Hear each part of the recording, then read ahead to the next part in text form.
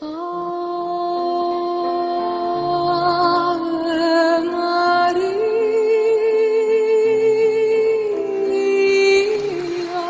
tarde. Em nome do Reverendo Reitor do Santuário de Fátima, a todos dou as boas-vindas. Inicia hoje o 7º ciclo de conferências do itinerário proposto para o centenário das aparições de Fátima, que versa sobre o tema deste ano jubilar. A proposta de reflexão vem este ano acompanhada do ciclo Fragmentos Musicais, que hoje também inicia. A conferência inaugural do 7º ciclo de conferências é-nos apresentada pelo Sr. Dr. Rui Ventura, professor, investigador e poeta. Formado em estudos portugueses, Rui Ventura tem-se dedicado ao estudo da presença do sagrado e do divino na obra de alguns poetas contemporâneos de língua portuguesa e desenvolvido trabalho sobre o património imaterial e arte sacra. Tem textos publicados em várias latitudes e línguas e é co-diretor da Revista Ibero-Americana de Cultura, Devir.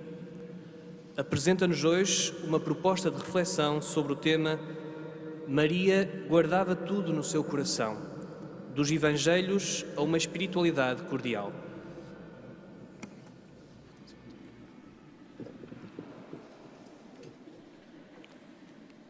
Muito boa tarde a todos. Antes de conversarmos um pouco, de conferirmos um pouco e transportarmos um pouco este tema em conjunto, quero agradecer imenso ao Santuário de Fátima, na pessoa do Sr. Reitor, esta honra que me deu de estar neste lugar santo a falar sobre um tema que, enquanto católico, me diz muito. É óbvio que chego a esta casa como peregrino. Creio que não é possível encontrar este lugar de outro modo, por outra via que não seja a da peregrinação. Creio que quem me acompanha hoje sentirá o mesmo e agradeço a vossa presença. Obviamente, ao falar de peregrinação, não falo dessa oração corporal em que o movimento se transforma em comoção e a comoção em encontro. Falo da aprendizagem inerente à raiz do peregrino, não só aquele que atravessa os campos ou transpõe barreiras, mas sobretudo o ser que despe as suas certezas e vai construindo com humildade as suas convicções, assumindo-se como aprendiz e como estrangeiro neste mundo. Nessa condição, aqui chego. E ao contrário do que é costume nestas ocasiões, tenho pouco para vos ensinar. Venho, diga-se passagem, aprender convosco, com o vosso olhar, com os vossos gestos, com os vossos passos, com o sussurrar das vossas palavras em oração.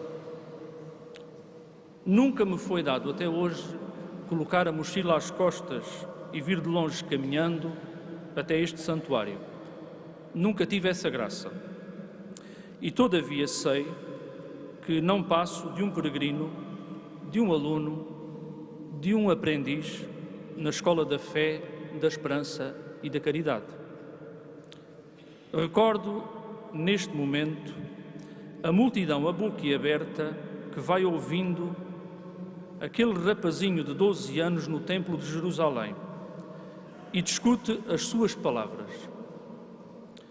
Serei talvez um daqueles homens que escuta com espanto o seu verbo, o verbo de Jesus, tentando entendê-lo e sabendo bem demais que a aproximação ao mistério nunca resultará na sua inteira compreensão. Como dizia um escrito místico anónimo do século XIV, podemos forçar a nuvem e devemos forçá-la, mas estamos conscientes de que nunca se dissipará por completo.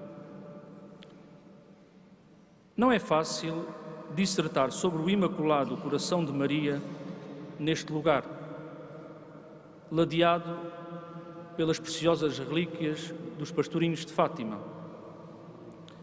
Melhor fora manter-me em silêncio ou quase em silêncio, escutando apenas, como aconselha um dos livros sapienciais do Antigo Testamento, e dizendo pouquíssimo. Os conselhos de Jesus ben Sirá oferecem-me, todavia, um aguilhão que, sendo movido pela prudência, me defende e me incita. Aplica-te àquilo que te for ordenado. Desde que mantenha os pés na terra e nunca esqueça que sem pupila me faltará sempre a luz. Perdoem, assim, a este aprendiz qualquer deslize que manifeste na sua intervenção. Suplico-vos, usando as palavras do grande São João Paulo II, cuja memória está tão viva neste santuário. Se eu me enganar, corrijam-me. São escassíssimas as referências bíblicas a Nossa Senhora. Em menor número são ainda as palavras que dela são registadas nos Evangelhos e nos restantes escritos do Novo Testamento. Embora mereça diversas menções nos primeiros 2 capítulos atribuídos a São Mateus, é quase ignorada por São Marcos. São João dá-lhe relevo e expressão ao contar-nos o milagre de Caná, mas pouco mais diz sobre a Virgem, apesar de testemunhar a sua presença no Calvário, onde Jesus lhe entrega, como filho, o discípulo que ele amava. São Lucas posiciona-se de outra forma em relação à Mãe do Salvador. Tão importantes e distintas são as informações que fornece no seu Evangelho, que já houve quem o considerasse o evangelista mariano por excelência. Existindo inclusive a convicção de que a sua investigação terá beneficiado do testemunho direto ou indireto de Maria. É a hipótese a considerar.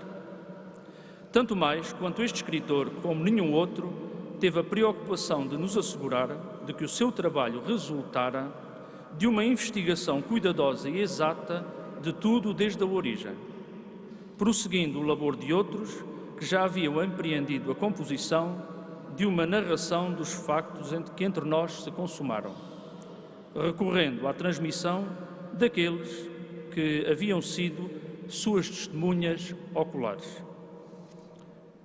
Tendo em conta a omnisciência revelada pelo seu narrador, que não me parece apenas retórica nem sequer literária, vejo-me obrigado a concordar com a leitura de 2 eminentes teólogos, os bem conhecidos Karol Wojtyła e Josef Ratzinger.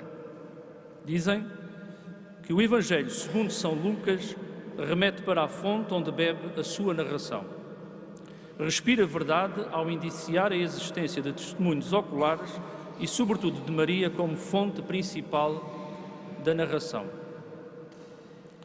Lucas apresentou a Teófilo uma apologia da fé cristã para que ele reconhecesse a solidez da doutrina em que fora instruído.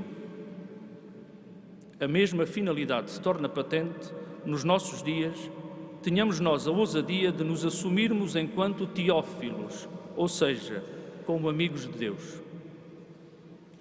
As palavras do narrador de São Lucas, se não oferecem qualquer retrato físico de Maria, permitem, em contrapartida, delinear o perfil psicológico e espiritual de Nossa Senhora.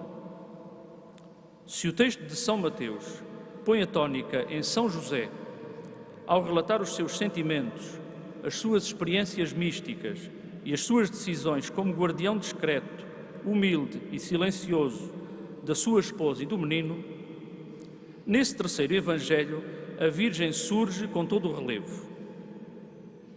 Vale a pena relembrar os verbos que exprimem as suas ações e reações. Perante a saudação do arcanjo São Gabriel, perturbou-se e interrogou-se sobre a forma e conteúdo daquelas palavras.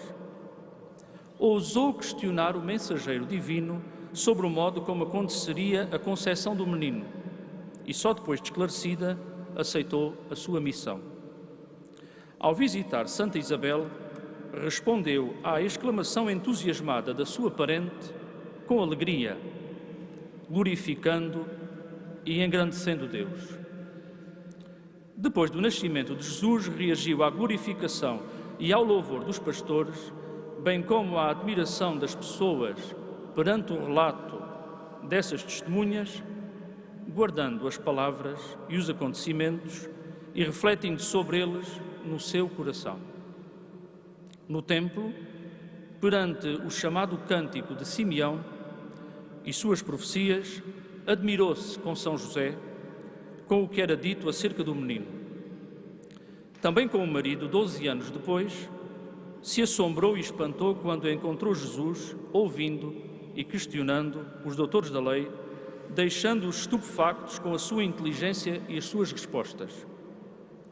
Interrogou o filho, e quando este lhe respondeu que não poderia estar noutro lugar que não fosse a casa de seu pai, nem ela, nem São José compreenderam a réplica ouvida. Guardou, todavia, todas estas coisas no seu coração.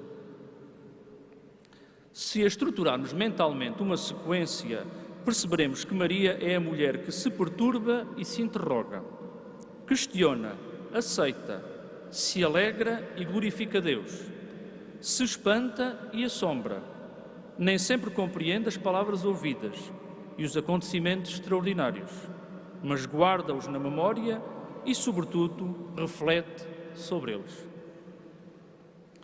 A repetição de frases em São Lucas parece ter como objetivo sublinhar o que é mais importante e decisivo. Nossa Senhora é, assim, nas palavras deste autor sagrado, aquela que conserva os acontecimentos observados e as frases escutadas na sua memória, ponderando-as depois no seu coração. Perante o milagre das palavras e dos sucessos inesperados, são 3 as ações que Maria põe em prática: atenção, salvaguarda e discernimento.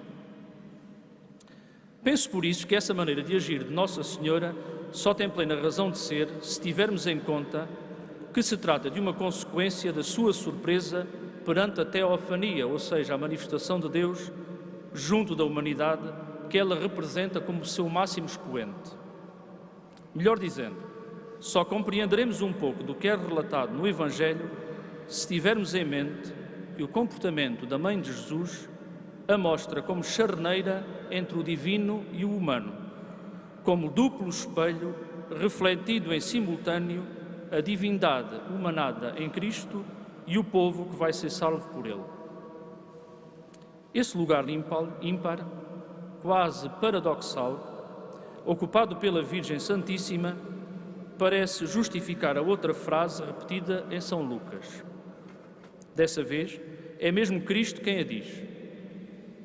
Quando a sua mãe e os seus familiares o pretendem contactar, responde de forma humanamente desconcertante. Minha mãe e meus irmãos são aqueles que ouvem a palavra de Deus e a põem em prática. Palavras muito semelhantes profere quando uma mulher elogia as entranhas que o trouxeram e os seios que o amamentaram. Felizes antes os que escutam a palavra de Deus e a põem em prática. Já no momento em que Jesus se transfigurara no Monte Tabor, a tónica fora colocada na escuta. A ordem, ouvida por Pedro, Tiago e João, fora explícita: este é o meu filho predileto, escutai-o. Essa escuta exige uma incessante vigilância, atenta a todos os sinais. Aliada à oração, só ela permite a fuga à tentação que levará à queda.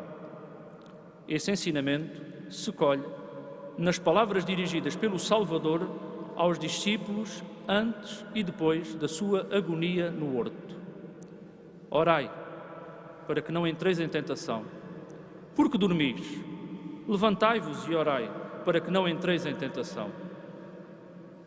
Essa vigilância ou atenção é sobretudo uma escuta ativa, pois, como vimos, nunca poderá dispensar a prática plena das virtudes. Por isso mesmo, Jesus, que não viera revogar, mas levar ao cumprimento pleno a lei judaica, se mostrou satisfeito e concordante quando um doutor dessa mesma legislação divina lhe afirmou que para possuir a vida eterna, deveria cumprir tudo aquilo que está resumido na principal oração judaica. Amarás ao Senhor teu Deus com todo o teu coração, com toda a tua alma, com todas as tuas forças e com todo o teu entendimento, e ao próximo como a ti mesmo. Razão tinha São Pedro de Alcântara, quando afirmou que a devoção não é aquela ternura de coração ou consolação que sentem algumas vezes aqueles que rezam, mas a prontidão e o alento que levam às boas obras. Prestemos, no entanto, atenção a esse local interior em que Santa Maria guardava tudo quanto observava, escutava e vivia. A esse lugar íntimo em que ponderava os acontecimentos extraordinários de que era protagonista ou testemunha. Centremos nesse espaço privilegiado de interrogação, pensamento e discernimento. Que coração era afinal aquele? A serva de Deus, Maria de Lúcia de Jesus, manifestando todo o seu bom senso e inteligência, e referindo-se ao que lhe fora dado ver na cova da Iria, avisou-nos: não devemos pensar que se trata do coração de carne. Todos sabemos que o coração é o símbolo do amor e da dor, receptáculo da misericórdia e do perdão. Não pretendo aqui historiar, obviamente, a devoção ao Puríssimo ou Imaculado Coração de Maria.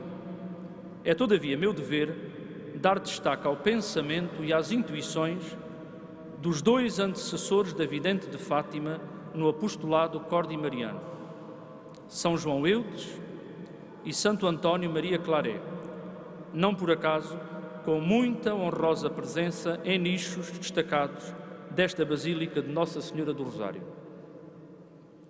O coração era considerado, até ao advento da ciência moderna, a sede da memória, da inteligência e do raciocínio. Aristóteles, por exemplo, via nele o lugar do pensamento. Era para os antigos o órgão central do indivíduo, soma de discernimento e de intuição, ou seja, o motor das funções intelectuais e, ao mesmo tempo, um eixo orgânico, vital do ser humano, assegurando a circulação sanguínea.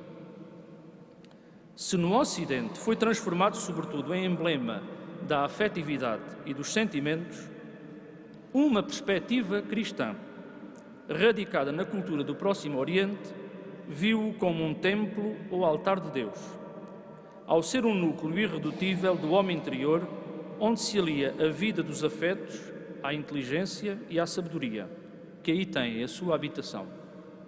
É assim uma fonte de onde saem a lembrança e a imaginação, mas também a vigilância, sendo por tudo isso um lugar fundamental da vida espiritual. Aí se afirma a responsabilidade individual, se esboçam projetos, se pensa e se decide, estando por isso mais ligado ao espírito do que à alma, sem deixar de entrelaçar o amor profano com o amor divino. Na cultura religiosa judaico-cristã, por exemplo, o Santo dos Santos era considerado o coração do Templo de Jerusalém. Na mística judaica, era o lugar onde se manifestava a emanação da beleza de Deus. Nos lugares de culto cristão, a igreja-edifício representa o corpo de Jesus Cristo, sendo o altar o seu coração. Em alguns textos, sobretudo medievais, o coração do Senhor assume a função de santo grau, aí se guardando o seu sangue, que os batimentos cardíacos fazem bombear para todos os recantos do seu corpo místico, a Igreja. Essa rede de significados parece estar subjacente à semântica do lugar onde Maria guardava e ponderava os acontecimentos mais importantes. No entanto, se as suas características fossem apenas essas e só essas, não justificariam a eminência concedida à Nossa Senhora e ao seu coração pela Igreja. Os adjetivos puríssimo ou imaculado parecem-me assim necessários, de modo a introduzir uma nota de distinção e de elevação, atribuindo ao órgão vital do corpo humano toda a singularidade que em Maria o tornou merecedor de veneração na mais digna representante da humanidade. A pureza desse motor do ser teve e tem de ser elevada à máxima potência para que a atenção seja captada. Estamos perante uma qualidade misteriosa que podemos entender, embora com insuficiência, a partir das palavras de Pierre Teilhard de Chardin. Diz ele: o coração puro é aquele que, amando Deus acima de todas as coisas, sabe também vê-lo difundido em toda a parte. Quer se eleva acima de todas as criaturas, até uma apreensão quase direta da divindade, quer se atire, segundo o dever de todo o homem, para o mundo a aperfeiçoar e a conquistar, o justo só a Deus presta atenção. O prémio concedido aos bem-aventurados que atinjam tal pureza está garantido nas palavras de Cristo registadas no Evangelho segundo São Mateus. Felizes, ou bem-aventurados, os puros de coração, porque verão a Deus. São João Eudes, no século XVII, considerou por tudo isso que seria necessário ir mais longe para que se difundisse o culto do coração, onde Nossa Senhora guardava memórias e construía pensamento inteligente além da razão. Percebeu que a valorização desse centro da Virgem só poderia ter lugar se correspondesse a uma tríade. Sendo apenas um, o coração imaculado de Maria corresponde de certo modo a uma trindade. Definiu assim que esse motor da fé corresponde a três corações distintos, mas coincidentes. A devoção dirige-se aos três em simultâneo. Temos, em primeiro lugar, o coração corporal, não só a parte mais nobre do seu organismo, mas também um princípio de vida, dali partindo o sangue, ali chegando e ali se purificando. É um órgão que nunca adormece, sendo em Maria o centro de uma razão purificada, em que todas as paixões são imaculadas. O santo francês sublinha que foi esse o local de partida do sangue que depois circularia pelo corpo de Cristo, sendo por isso semente do Verbo encarnado e, em consequência, altar do amor divino. Ninguém deve assim esquecer que nos primeiros tempos de gestação o coração da Virgem era, ao mesmo tempo, o coração humano do seu filho. Existe depois aquilo a que São João Eudes chama o coração espiritual de Mãe de Deus, a sua alma raciocinante que pela ação do Espírito Santo se torna vida cristã, princípio da vida intelectual e moral. Nele se contêm as perfeições naturais e sobrenaturais de Maria, a memória, a inteligência, a vontade, bem como a plenitude da graça e das virtudes, a mais excelsa beleza e uma vida admirável que gerou em simultâneo o mais alto amor a Deus e o mais alto amor ao próximo, inseparáveis. O sacerdote gaulês sublinha que o seu coração corporal simboliza o espiritual, comparando-os a um oceano em que a largura representa a imensidade do seu amor a Deus e o comprimento, a extensão da sua caridade pelos homens. O coração imaculado de Maria contém, por fim, um coração divino, espelho da Santíssima Trindade. Dentro dele permanece Jesus, que aí vive e reina, tudo aí sendo e fazendo, alma da alma de sua mãe e vida da sua vida. Dele procede a vida divina de que goza Nossa Senhora. Estreitamente unido ao seu coração espiritual e ao seu coração corporal, o coração divino que existe em Maria Santíssima é assim exterior à sua pessoa. Ela e Jesus estão unidos, embora sejam distintos. Daí que na leitura de São João Eudes, a dupla devoção ao Sagrado Coração de Jesus e ao Imaculado Coração de Maria resulta de um desdobramento expressivo de um único órgão misterioso. Entendo, por conseguinte, que a devoção a Maria deve ser algo semelhante ao primeiro degrau de uma escada que nos conduz a Deus por intermédio de Cristo. Santo António Maria Claret, já no século XIX, não andou muito longe das considerações do seu antecessor francês, de quem recebeu alguma influência. Deu-lhes, todavia, nuances que devem ser valorizadas, pois aclaram o significado desta devoção católica. No século XIX, as imagens do coração de Maria eram designadas Mãe do Divino Amor. E é nesse âmbito que o santo catalão desenvolve a sua doutrina e também a sua oração, implorando ao centro vital e espiritual da Virgem, fornalha e instrumento de amor, como ele afirma, a concessão desse sentimento sublimado. Segundo afirma um seu estudioso, o apostolado praticado por Claret baseou-se nas profecias do Gênesis e do Apocalipse. O coração da Imaculada era assim para ele o centro de todo o ser de Maria, Mãe do Cristo total, o qual manifesta uma estratégia divina destinada a vencer a influência do mal por intermédio da descendência de uma mulher sublimada.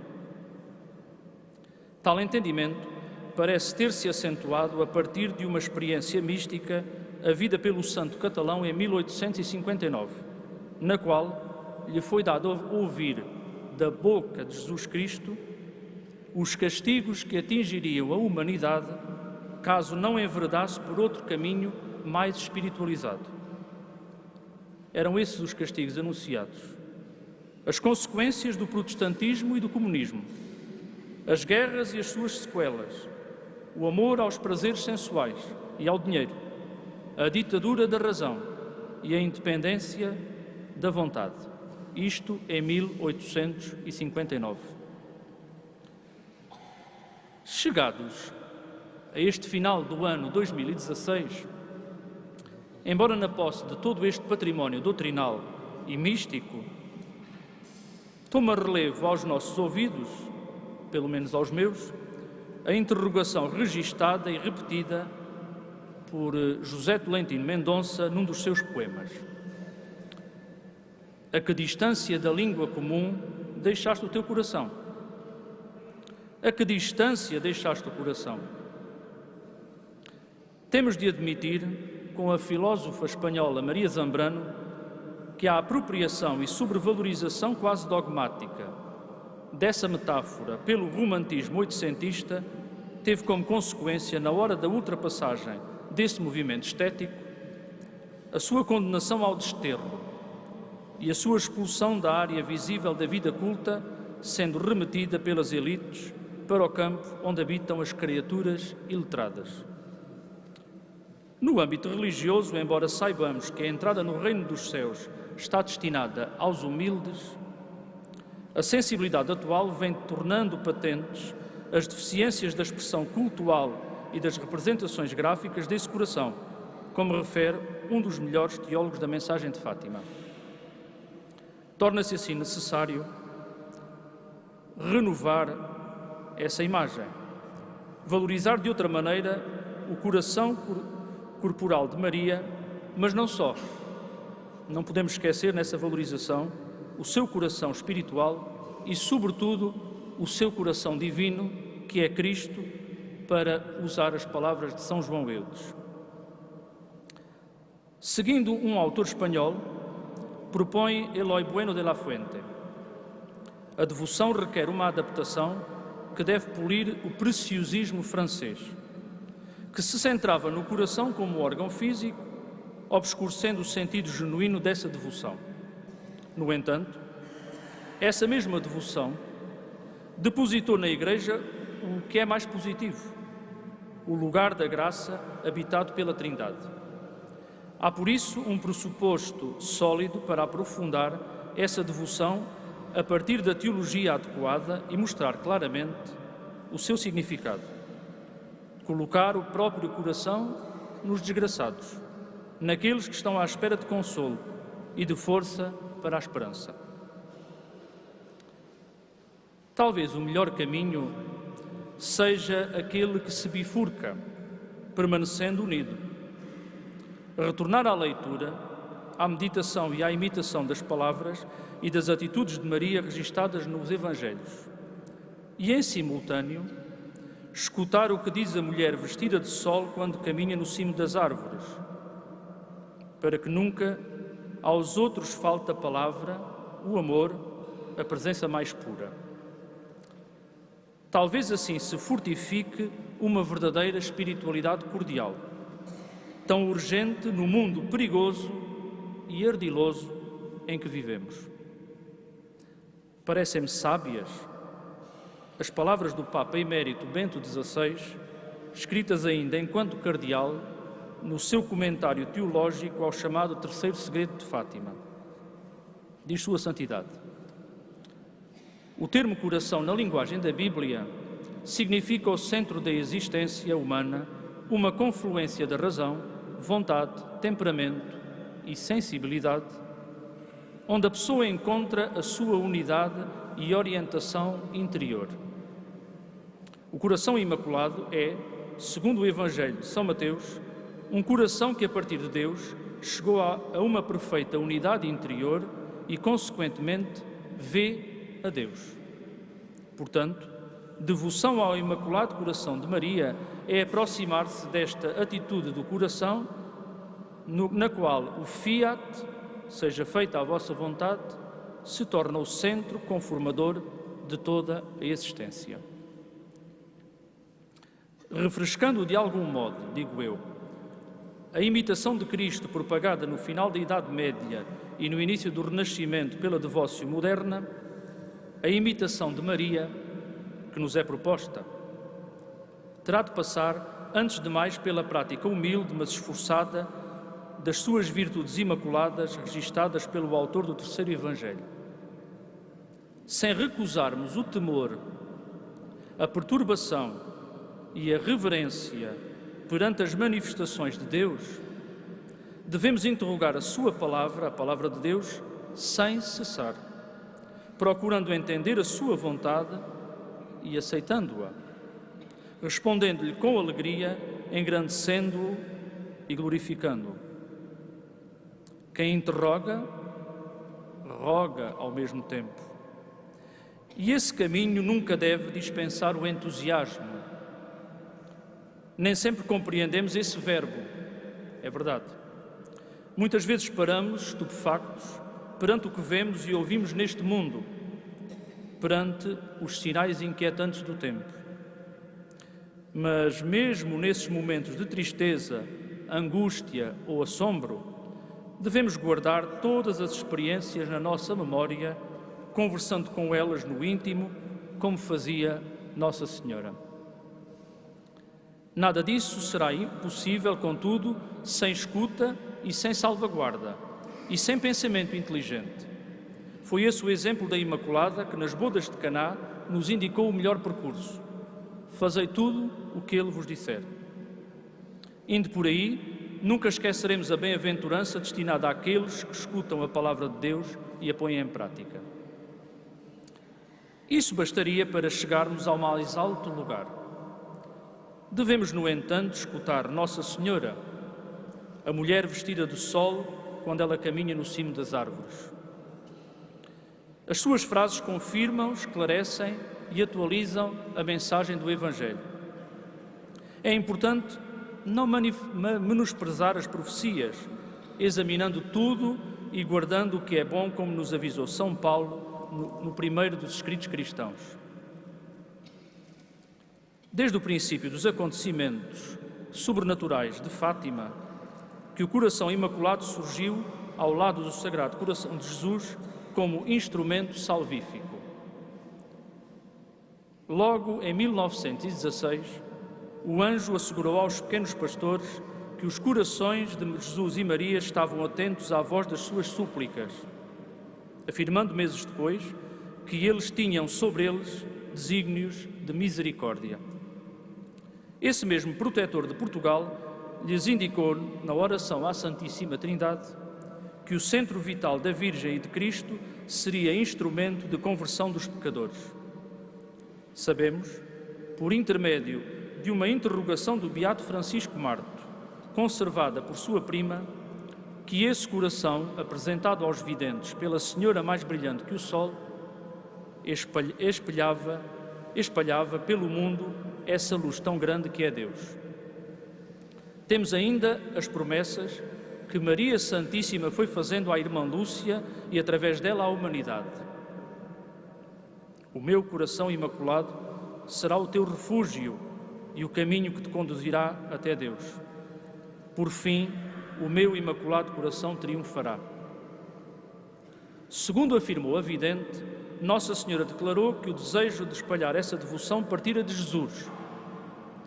Na sua leitura avisada, tal vontade teve como finalidade a conversão dos seres humanos, ou seja, levá-los a mudar de vida, acentuando a sua doação, a íntima estima, a veneração e o amor a Deus e ao próximo.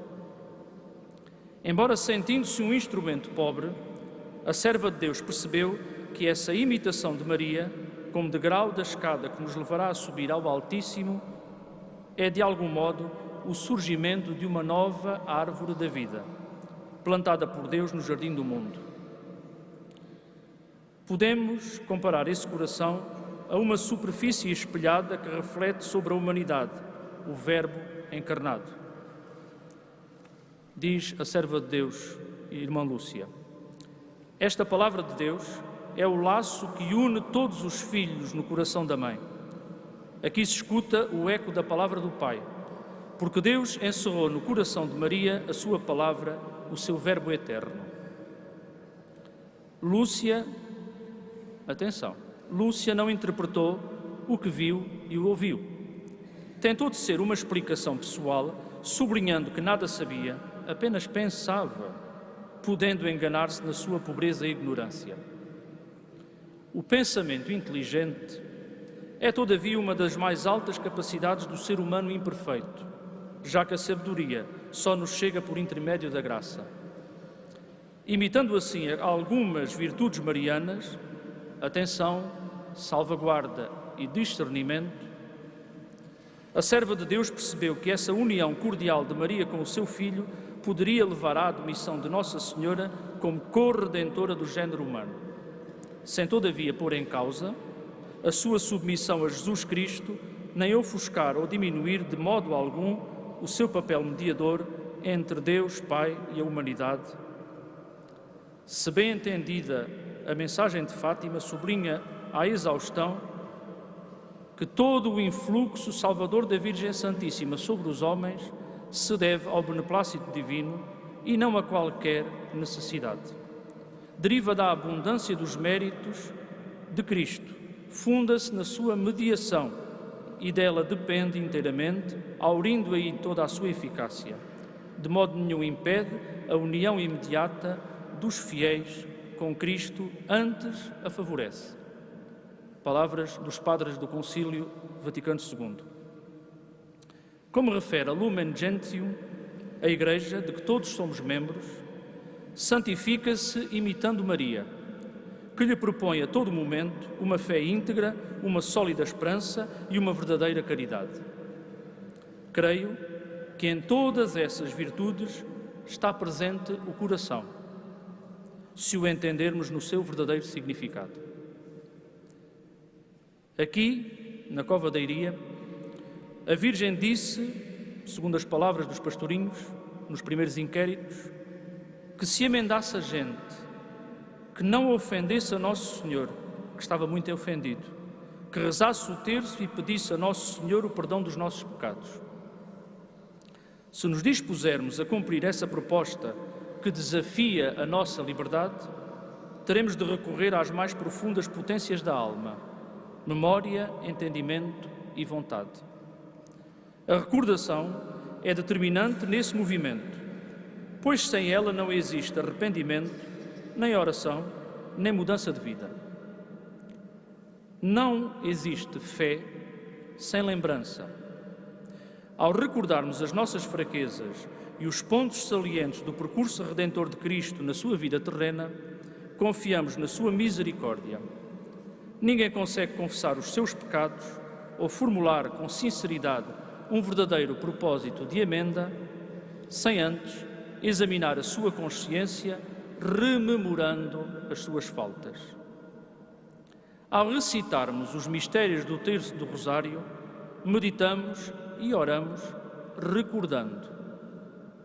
Não podemos ainda esquecer que a presença real de Cristo na hóstia consagrada é um memorial da sua paixão.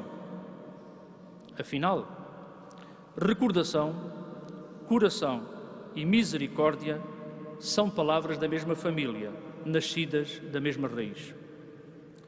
Como vemos, a memória está na raiz da mensagem de Fátima e, sobretudo, nos instrumentos de conversão e de reparação aí propostos, que apelam à prática consequente da liberdade concedida por Deus ao ser humano.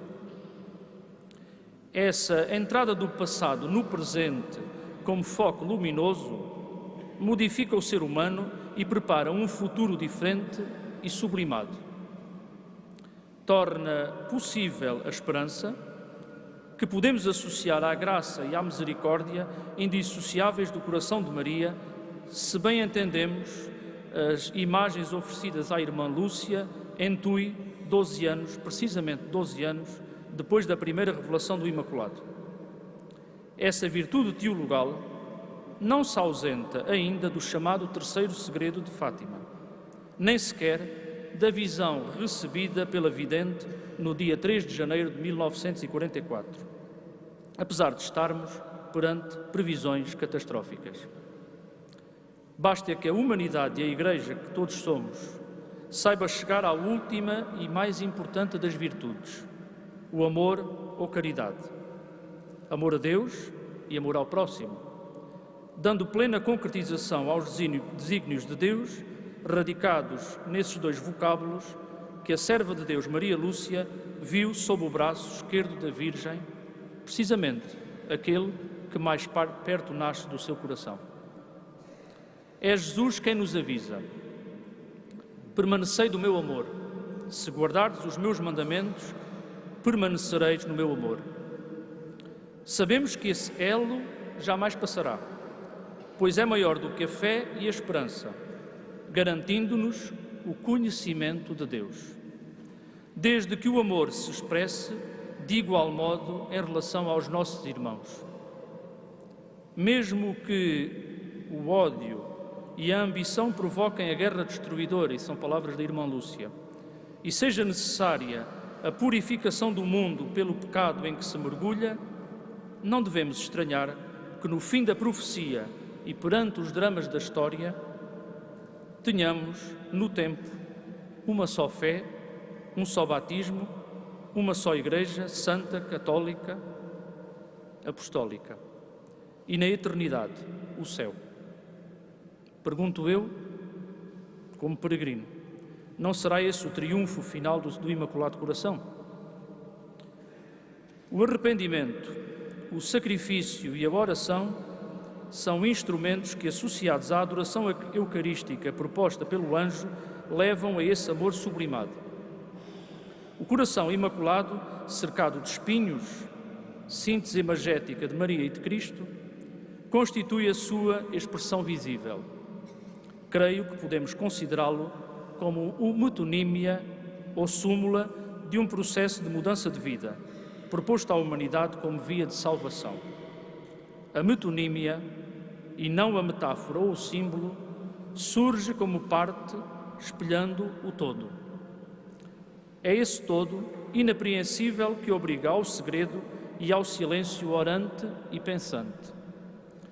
As atitudes exemplares de Maria assim nos apontam. O segredo, porque sagrado, conduz ao silêncio autoimposto.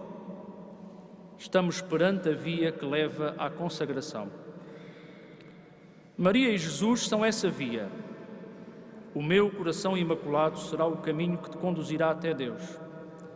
Eu sou o caminho, a verdade e a vida. Tal estrada destina-se a todos mesmo, sem exclusões, porque todos somos peregrinos, tenhamos fé ou não, como dizia a irmã Lúcia. Quem por ela marche, talvez um dia chegue à condição de verdadeiro adorador em espírito e verdade.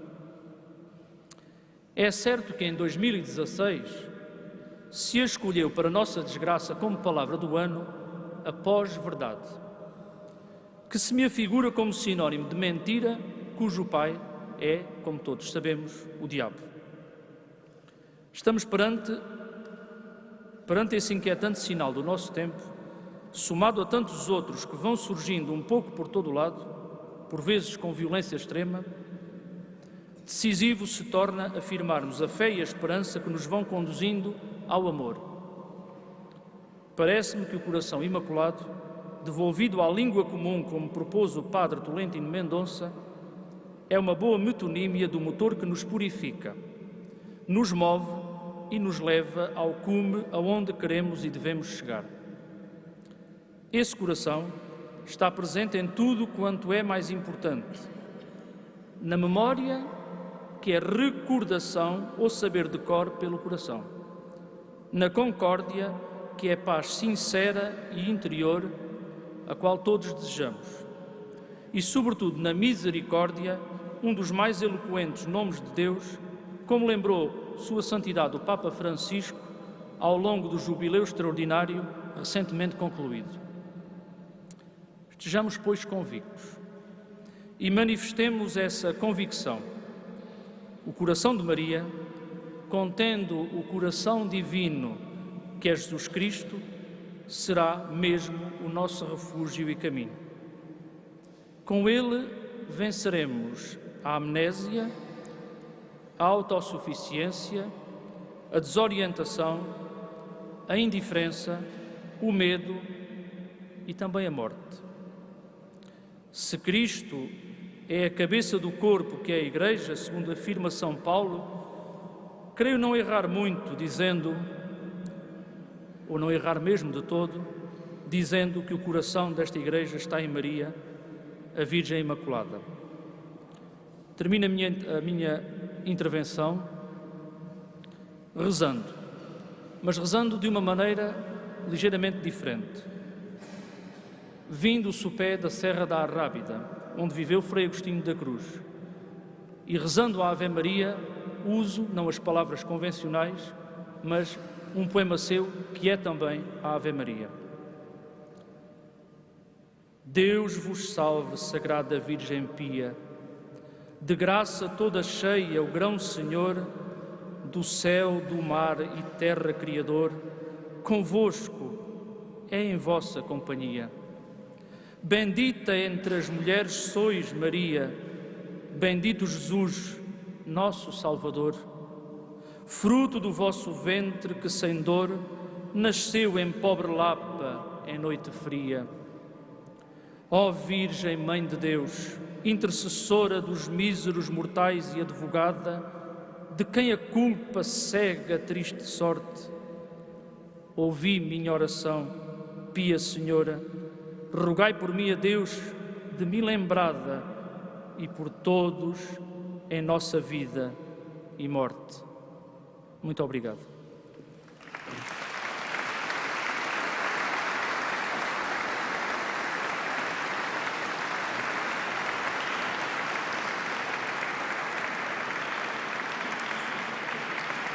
Muito obrigado.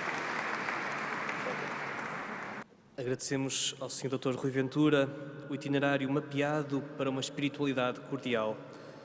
Para quem queira continuar a reflexão com o conferencista, também acerca do acontecimento de Fátima, permitam-me que recomende a leitura do poema dramático Outro Caminho, editado no número 6 da revista Fátima 21, saída agora em 13 de outubro.